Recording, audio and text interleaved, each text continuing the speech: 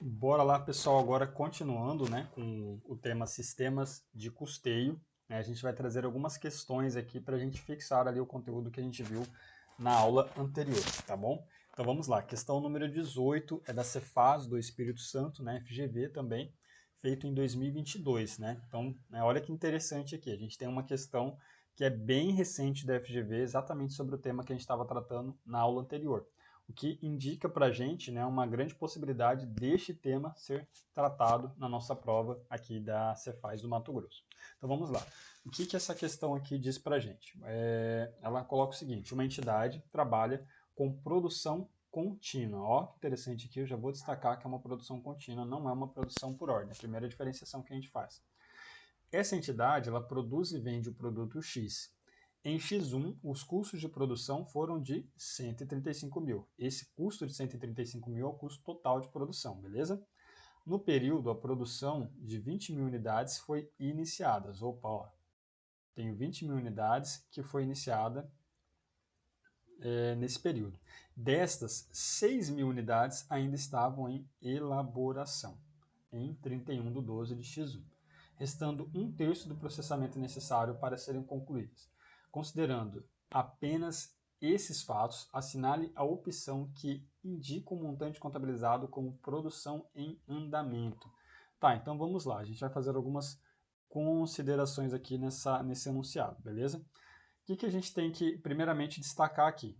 Sistemas de acumulação de custos, produção contínua, produção por ordem. A questão ela tem que trazer isso aqui para a gente, ela já trouxe, que é uma produção contínua. Por que isso, professor? Porque isso vai mudar a forma da gente apurar os custos, beleza?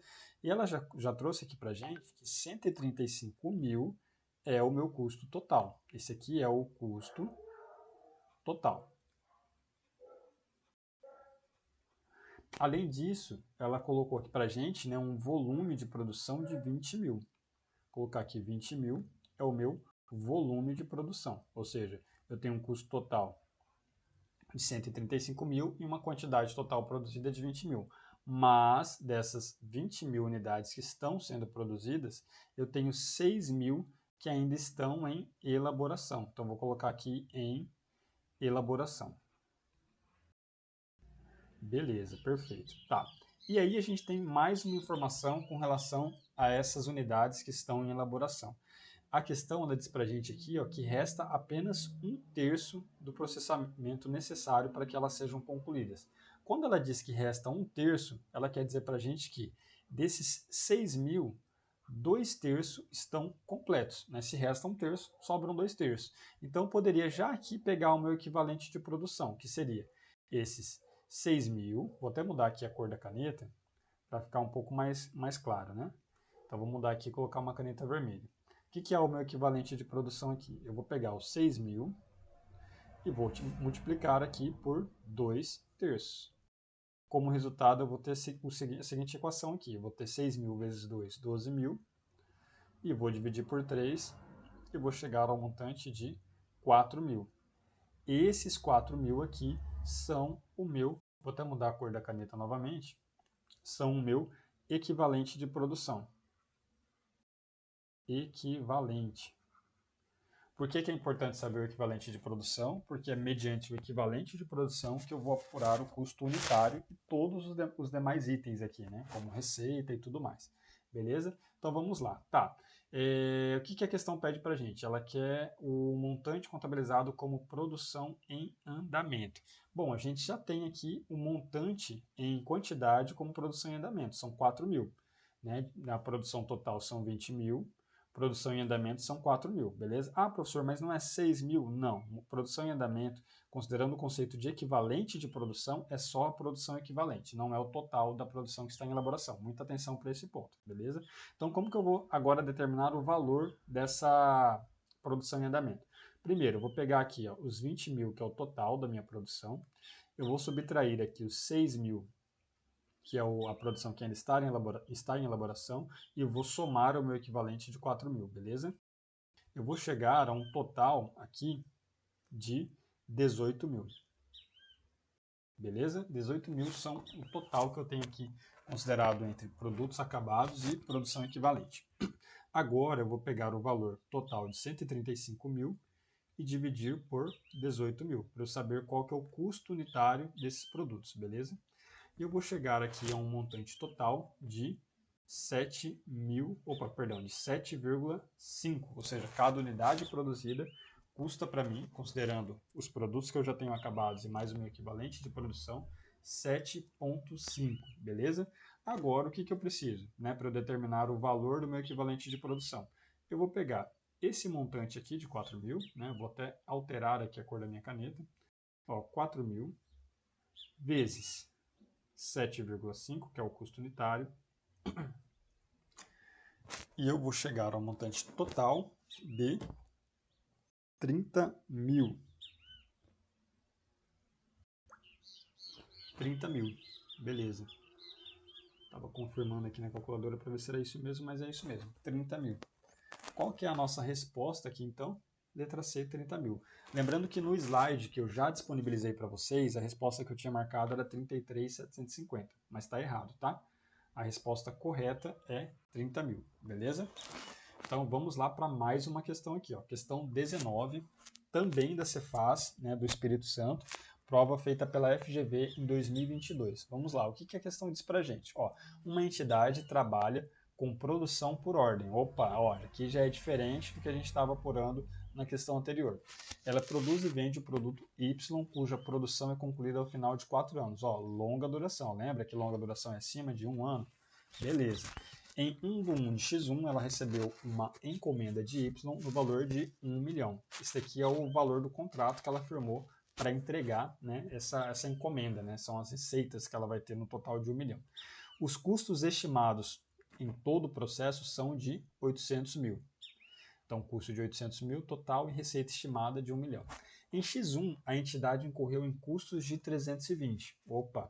Em X1, ou seja, durante esse primeiro ano, 320 mil foram custos incorridos. Assinale agora a opção que indica o resultado contabilizado em 31/12 de X1.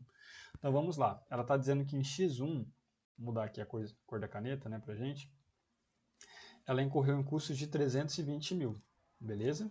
Isso aqui são os custos que ela incorreu no período. O que eu preciso saber? Quando eu estou falando de produção por ordem, eu preciso trabalhar com o critério de proporcionalidade dos custos. Lembra que eu tenho dois critérios, proporcionalidade dos custos totais ou proporcionalidade dos custos de transformação ou custos de conversão, beleza? Ah, professor, eu tenho um outro critério, eu estava lendo um livro lá e eu vi que tem mais critério. Existem sim outros critérios, mas para efeito de prova, cabem esses dois aí, beleza? Então vamos lá. Trabalhando com o conceito de proporcionalidade dos custos totais e não dos custos de conversão. Ah, professor, por que custo total? Porque ele está me dando aqui o custo total, ele não está me dando o custo de conversão. Outra coisa, para ele me cobrar a proporcionalidade do custo de conversão, ele vai ter que me apresentar essa alternativa, ele vai ter que me indicar que eu preciso fazer pelo custo de conversão, beleza? Então vamos lá. Então, proporcionalidade do custo total é os 320 mil já incorridos, dividido por 800 mil. Então vamos lá, vamos verificar quanto vai dar essa conta aqui para a gente. 320 mil dividido por 800 mil. Eu vou chegar ao montante total de 0,4 ou aproximadamente 40%. Isso quer dizer que de todo o meu custo eu já incorri em 40%. Agora, como que eu vou reconhecer a minha receita? Eu vou modificar aqui a cor da minha caneta para ficar um pouco mais claro. Eu vou reconhecer a minha receita de forma proporcional aos meus custos. Então vamos lá. O que eu vou ter aqui? Eu vou ter uma receita, estimada de 1 milhão, e eu vou ter um custo de um custo já incorrido de 0,4 ou 40%. Eu vou multiplicar então esse 1 milhão por 0,4, que são 40%. E qual que é o resultado dessa conta? 400 mil, beleza? Então aqui eu já achei a minha receita. Professor, mas por que o senhor pegou a receita? Por que essa questão do custo? A questão ela está pedindo para a gente o quê? Resultado contabilizado em 31/12 de X1. O que é o resultado? É a receita, esse item aqui, menos esse custo. Então o que a gente vai fazer aqui? Eu já tenho a receita aqui de 400 mil, o que eu vou fazer agora? Eu vou mudar aqui a cor da caneta e vou colocar aqui embaixo o meu custo de 320 mil, para eu apurar o quê? O meu resultado. Esse aqui, ó, é um valor que eu vou ter diminuindo. Ele corresponde, tecnicamente, ao meu CMV, custo da mercadoria vendida, beleza? Então, se eu pegar aqui 400 mil menos 120 mil, eu vou chegar ao montante total de 80 mil. Qual que é a resposta que a gente tem aqui? Ó, letra C, 80 mil. Beleza? Então, qual que é a diferença entre essa questão e a questão anterior? A primeira tratava de um custo de produção contínua, né? E aqui a gente tem um conceito de produção equivalente. A segunda tratava-se do custo de produção por ordem. Aqui a gente tem um conceito de proporcionalidade de produção, beleza? Que pode ser proporcionalidade do custo total ou proporcionalidade dos custos de conversão. Tranquilo? Então vamos lá aqui para a última questão aqui do nosso material. Questão 20 em BEL FGV 2021. Existem itens que são oriundos do processo normal de produção. Opa, a gente vai destacar isso aqui, ó. Então, oriundos do processo normal de produção. E que possuem mercado constante para venda. Mercado constante, beleza. Eles representam parcela do faturamento global da empresa, mas são irrelevantes na geração de receita da entidade. Opa, que tal o pulo do gato, beleza? Porque processo normal de produção, eu teria tanto o coproduto como o subproduto, né? Que tem mercado constante, tanto o coproduto como o subproduto. Agora, qual que é a divergência entre eles? A divergência é o seguinte: entre o coproduto e o subproduto, existe essa questão do que é relevante para a geração de receita. O coproduto ele corresponde à receita principal da empresa. Já o subproduto ele não corresponde à receita principal da empresa. Então aqui, dentre as alternativas, né, já destaquei aqui o subproduto, mas vamos lá. Sucata, qual que é a diferença? A sucata, ela não sai de um processo normal de produção, ela não tem mercado constante, o preço dela também é imprevisível, além dela não corresponder como parte da geração de receita, nem de forma irrelevante. O coproduto, ele é do processo normal, ele é um mercado constante e ele corresponde ao faturamento total da empresa. O estoque de produtos acabados não tem nenhuma relação com isso, né? Dentro do estoque de produtos acabados a gente teria, na verdade, os coprodutos. E o estoque de produtos em processo também são coprodutos, beleza? Então, resposta correta, letra B.